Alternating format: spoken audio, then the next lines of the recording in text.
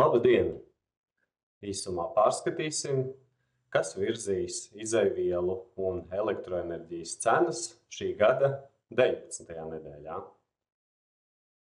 Pasaules izejvielu tirgū minimālas izmaiņas, lai gan no vienas puses Ukrainas uzbrukumi Krievijas naftas infrastruktūrai, kardarbība un saspīlējums starp Izraēlu un Hamas paceļ cenas, jo apdraud piegādes un apjomus.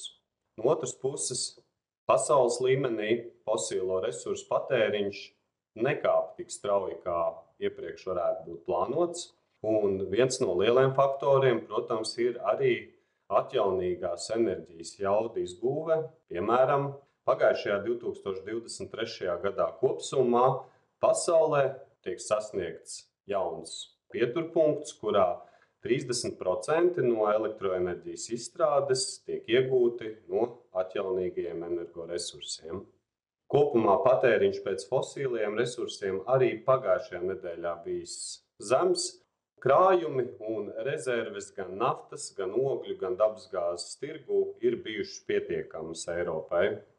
Līdz ar to būtiski izmaiņu nav. Naftai cena pie $83 par barelu, oglei pie $110 par tonu, dabasgāzei pie €30 par megavatstundu un arī emisijas kvotu pieprasījumā būtiski izmaiņu nav. Emisijas kvota turpina būt aptuveni €72 par tonu līmenī.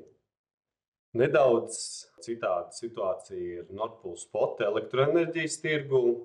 Tajā pagājušajā nedēļā Ziemeļvalstu un Baltijas cenas pakāpjās. Ziemeļvalstīs cena vidēji pie €40 par megavatstundu, Baltijas valstīs pie €81,5 par megavatstundu. Abiem reģioniem, tāpat kā visai Eiropai, pagājušā nedēļa bijusi augsta un apmākusies. Līdz ar to galvenie faktori, kas iedarbojas uz cenu, protams, pirmkārt patēriņa pieaugums, un otrkārt zemāka atjaunīgo izstrāde. Gan vējš, gan saules izstrādes pagājušajā nedēļā bijis mazāk. Līdz ar to redzējām pagājušā nedēļā arī cenas kāpumu. Globālo izejvielu tirgus ir maz mainījies.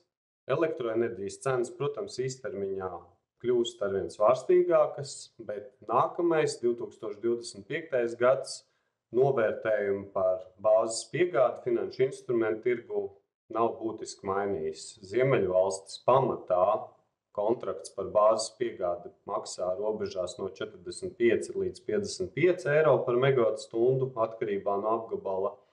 Vācijai nākamā gada finanšu instrumentu cena starp €90 un €95 par megavatstundu, savukārt Polijai cena varijē līdz €110 par megavatstundu. Paldies par jūsu uzmanību un tiekamies nākamnedēļ!